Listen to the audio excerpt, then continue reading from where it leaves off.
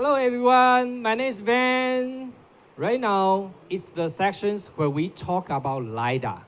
We know edge computing, edge AI, we can deliver a lot of value, but we do need to have advanced intelligence of the sensing solutions. And LiDAR definitely is one of the applications when we talk about intelligent or autonomous vehicle or robotic.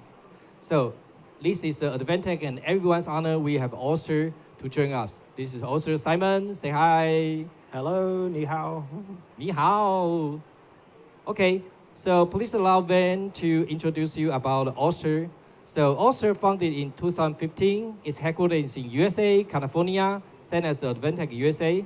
And its core focus and core business is about digital LiDAR sensing solutions. That include about a lot of applications like autonomous vehicles, robotic, industrial automation, and also smart infrastructure. So that exactly means about not only about vehicle, but also all the intelligent cities, intelligent factory, all the things. That exactly about what big advantage, what we aim for edge AI and edge computing.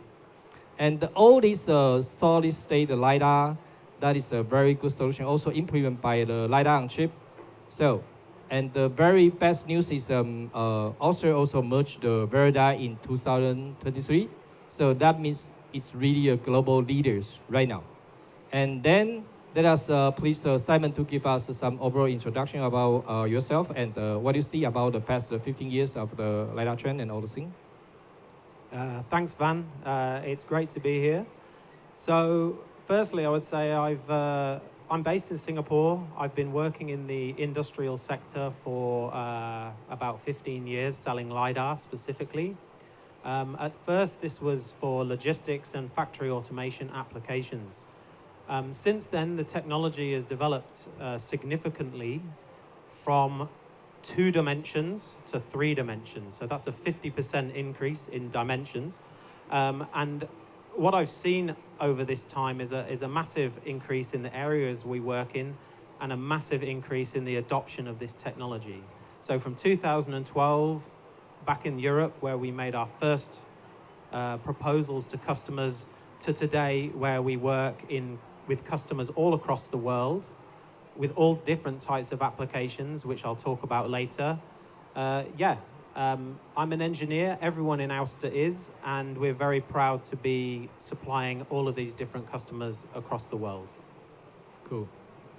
But in case any, because right now we are to all the public, I assume someone ever heard about LiDAR, but maybe not everyone understands what exactly LiDAR is and what kind of different type of LiDAR also is offered right now. So, Simon, please share with us, what is LiDAR? So, LiDAR is a natural technology development based on what we can see with a laser pointer.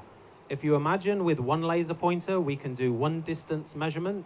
If we take and we rotate that, we can do many, and we can create 2 dimensions.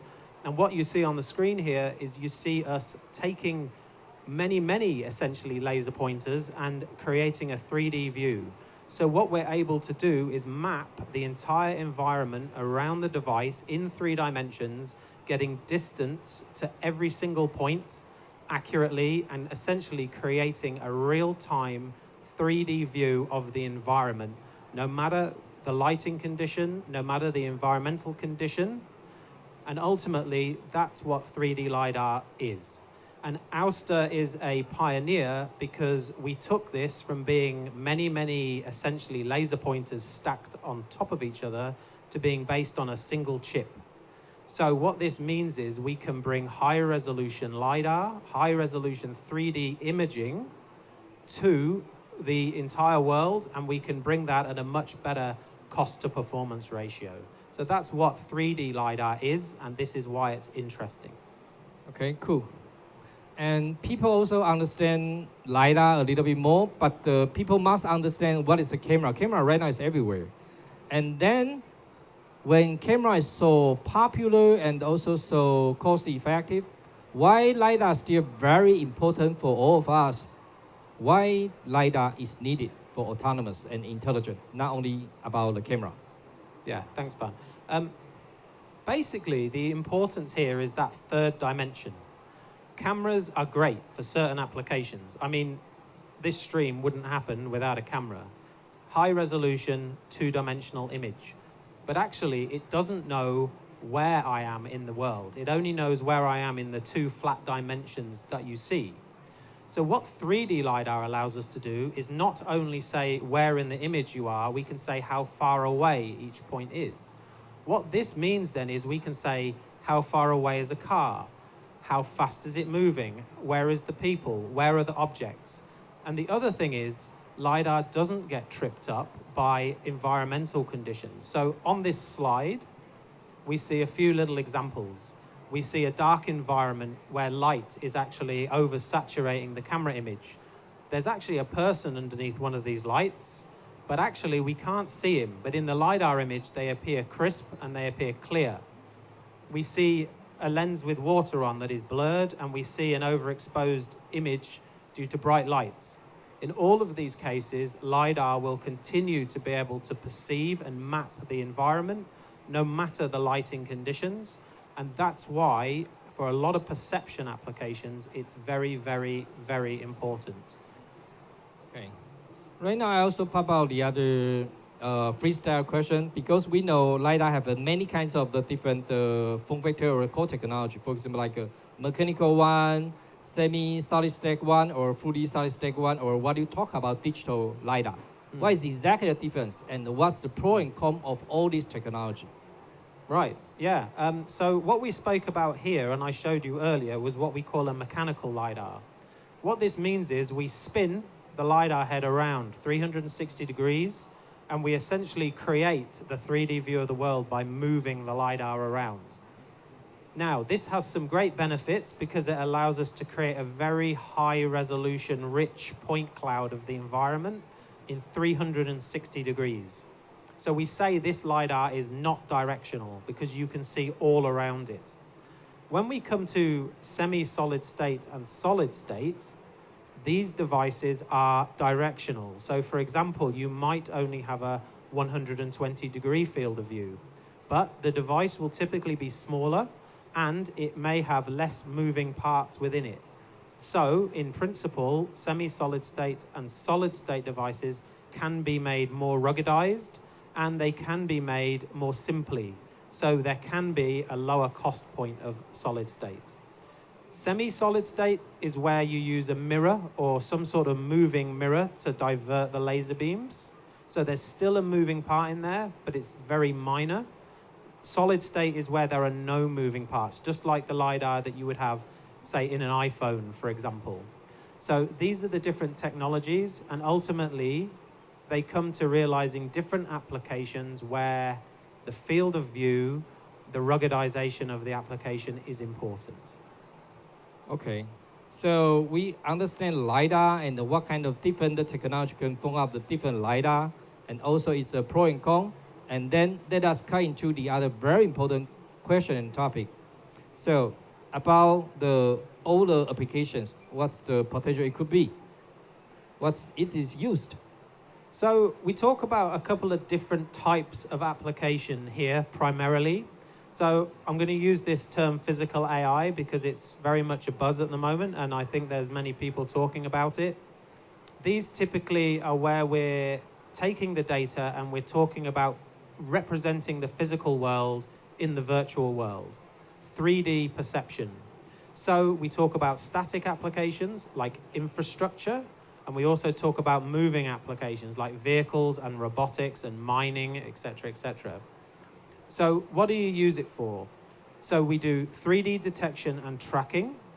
What this means is we're able to perceive and we're able to identify objects in the environment, classify them, and give information about their real location and behavior.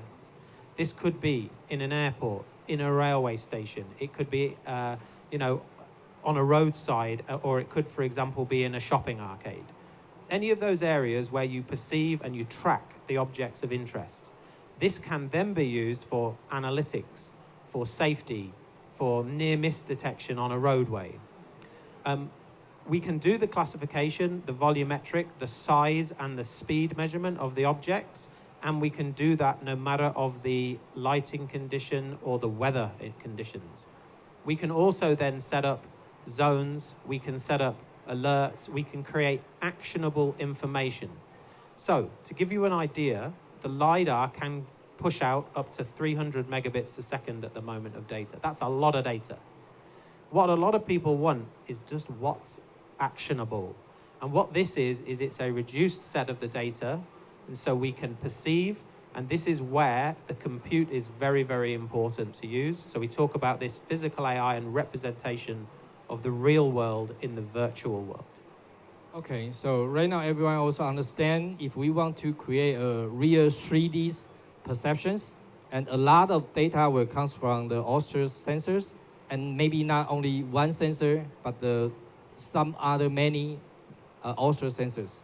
And then that also point out the other very important thing. We also need very rugged, reliable, and trusted of the edge computing, edge AI, which we can team up together with a good sensor, with a quick computer in the edge, and we can deliver values.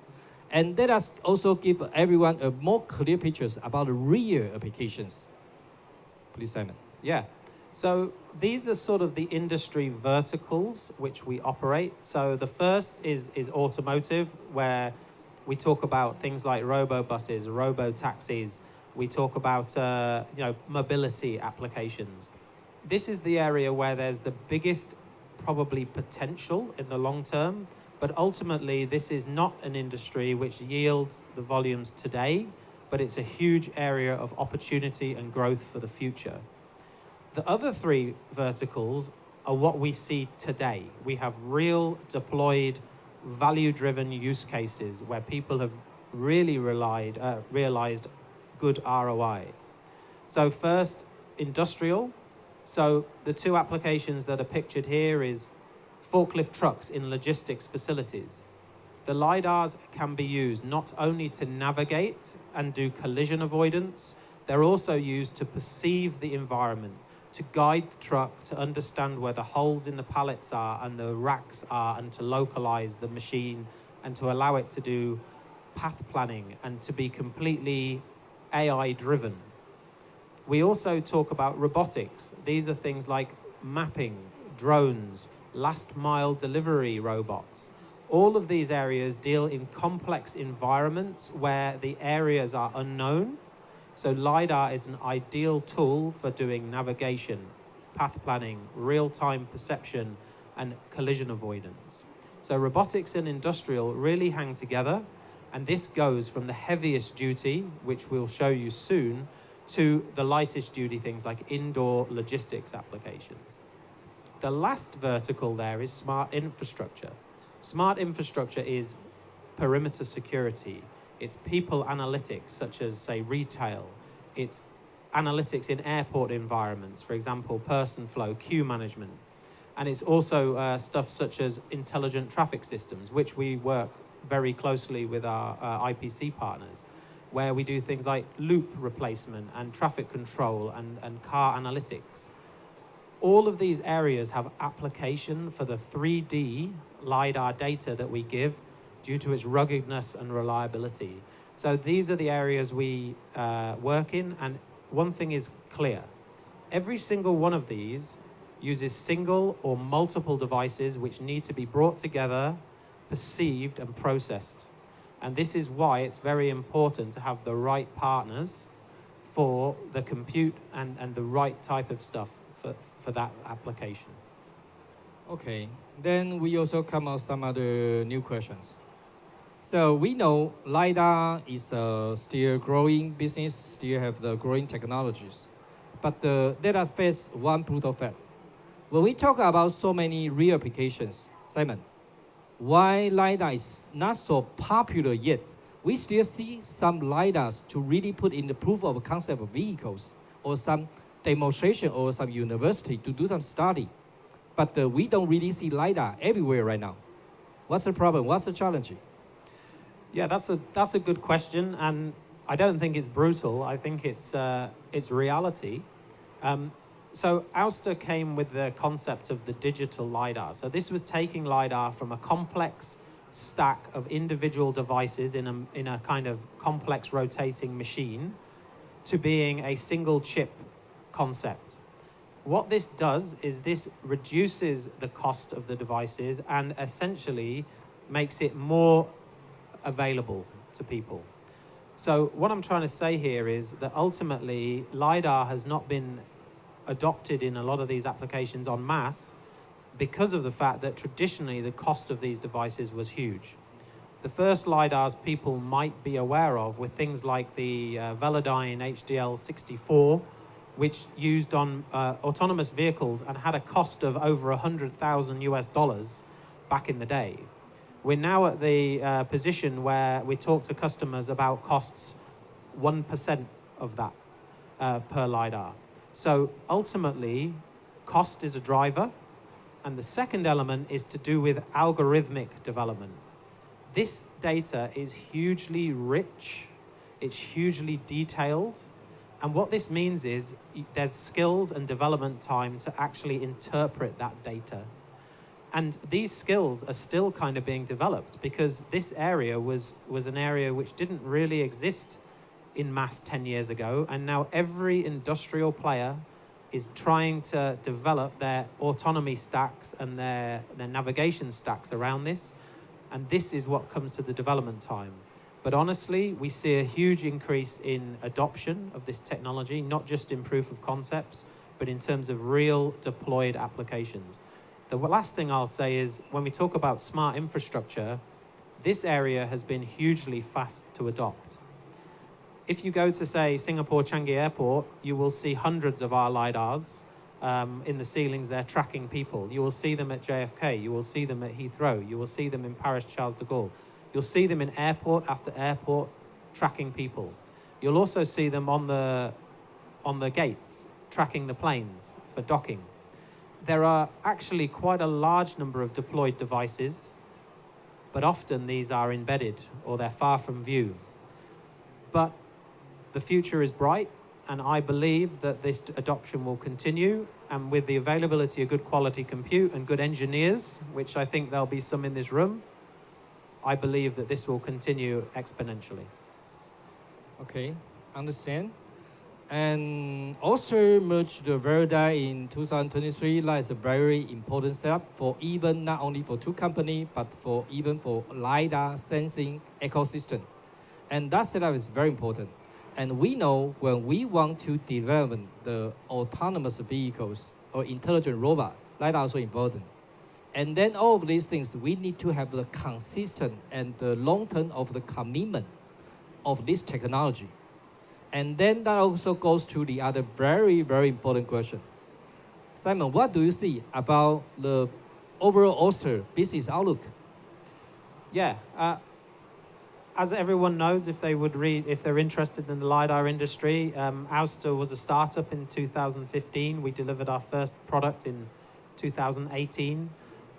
We've been growing at a rate of 35 to 40% every year with more and more deployments. The business outlook for our technology and product is very, very bright. We believe we have the right product. Our merger with Velodyne gave us access to a wider market, but it also meant that we could consolidate our approach to being a singular technology base. So all of our focus is on making sure we have a deployable, cost-efficient product that can go to the market, and this is being recognized by real customers. And ultimately what I see is we see this continued trajectory of the company going there. If you look at the LiDAR industry in general, what you will see is you will see a lot of companies that have a lot of interesting ideas, but not a lot of real revenue. And ultimately what we represent is we represent significant revenue with real delivered customers that are really deployed. And so I think Ouster is in the best position to be able to leverage our capabilities and basically make those commitments to customers, because the reason people like Komatsu and other big industrial customers select us is because they see us as having a real roadmap that leads them to the point of being able to continue to develop and make their products better.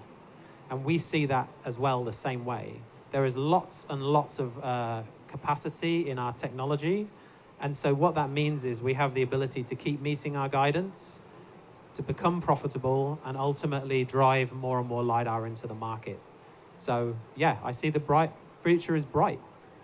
Okay, cool. That is also what we expect. Because have the reasonable return of investment and we can see a positive cycles to move everything forward. That is what we expect about the ecosystem. And then everyone should ever know Advantech team up with the heavy-duty machinery maker Komatsu for more than 20 years. And Advantech enable Komatsu to have the intelligent mining, construction, and all the autonomous solutions over there in the past 20 years or more than that. And one great news we also see, which is announced by Komatsu, not by Ouster, say Komatsu also officially team up with Ouster together.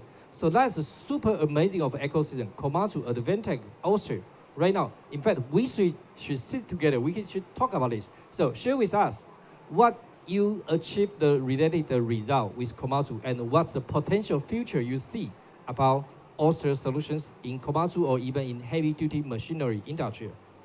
Heavy-duty machinery is one of the biggest and most obvious use case areas for our technology.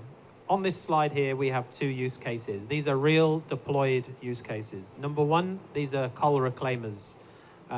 We work with multiple companies where they use our LiDARs to guide and to volumetrically measure the material and to be able to also do a mix of safety and perception.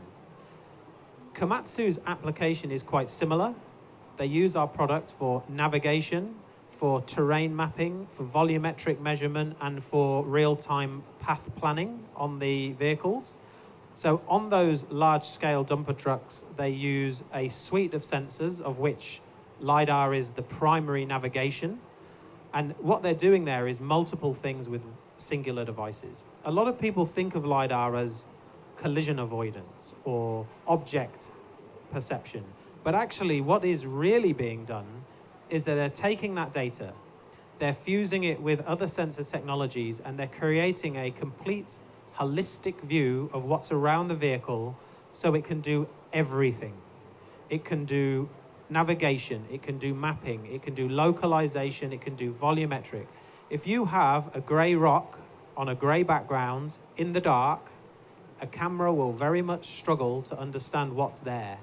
A LiDAR can see that clearly no matter the time of the day. And this area of automatic AHS, automatic handling systems, for something like Komatsu, the return on investment is less than 6 months typically, because they have to put drivers in these vehicles, they have to pay them a lot to work in these horrible environments, and these vehicles run a known controlled path every day. So this is a perfect application for LiDAR. And I see that we also, for example, have equipment on Liebherr for various applications elsewhere. I see almost every mining customer adopting this technology. And the key that was to why they choose Ouster is the ruggedization of our product. Our product has clear shock and vibe specifications in the datasheet. We test it to a very high level of robustness, and ultimately we guarantee that the product will survive in those environments for a number of years. And this is why these customers will select us rather than selecting some other technology or competitor. Yeah, that really proves, because Komatsu is the tier 1 heavy-duty machinery makers. Advantech also the tier 1 of the heavy-duty machinery computing edge solutions provider. And also be part of the ecosystem right now. But let us ask one very basic question. Right now for the engineering vehicles, shock, vibration, working temperature is super critical. But we want to put LiDAR over there, not only the computer. It's very critical to Ouster about LiDAR. How you overcome this kind of the difficult application scenario? The first part is the underlying technology. Having system on chip to create the LiDAR rather than a bunch of physically calibrated beams is critical to be able to making a robust solution. Manufacturing capability and assembly of this product is also key.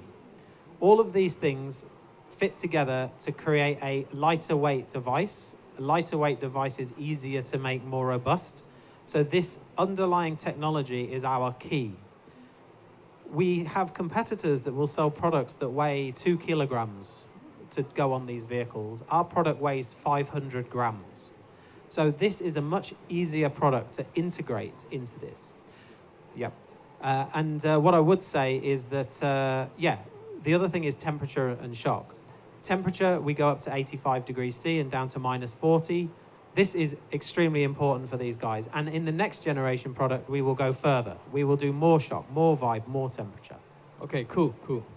And then the last page is Advantech want to emphasize again, not only for the intelligent factory or smart city infrastructure or public safety, all the things, we all need a LiDAR and with the Rocket Edge. And we just use the intelligent mine site as one of the example. Right now, we have so many intelligent heavy-duty machinery to work in the mining site. We need to ensure the vehicle run in an intelligent and high productivity and safe way. That's one thing. And also, we need to take care of the environment. So we do need good and trusted edge computing and also about the right LiDAR solution over there. So appreciate for Simon joining. And before we ending our point, we have 3 kids and we prepare some special gift for Simon. So this is the first gift from I have 3 kids. They call Momo, Daisy, and Finn, okay? And this is the first gift they give Simon because in the LiDAR's world, nothing is black. Everything is very charming. We can see that everything will be pink. Thank you. This is the first gift from my kid. Thank you so much. That's Okay. fantastic. And the other thing is we try to find, because LiDAR give the machine an eye. They can see that. And we find the rabbit have the biggest eye. So we hope that the author can take up with Advantech to give every machine a beautiful and charming eye with a big eye. We can see that, and then we can identify that. And also for the lucky, for the rabbit. Thank you. Can see in the dark too. Okay, the last one, because I have 3 kids. This is, if you go to our booth, you will see LiDAR is exactly looks like this, but not so cute. And it have many eyes over there, and also the line. But exactly this is a Taiwan's bubble tea. Okay, but this also stands for looks like LiDAR solutions. This comes from my 3 kids. For Thank also you so Simon. much. Thank you so much. Thank you so much. It's been an absolute pleasure. Now I want some tea. Yeah. Okay. Thank you. Thank you for your joining. Thank you for your listening. Thank you so much, everybody. you. Thank you. Thank you.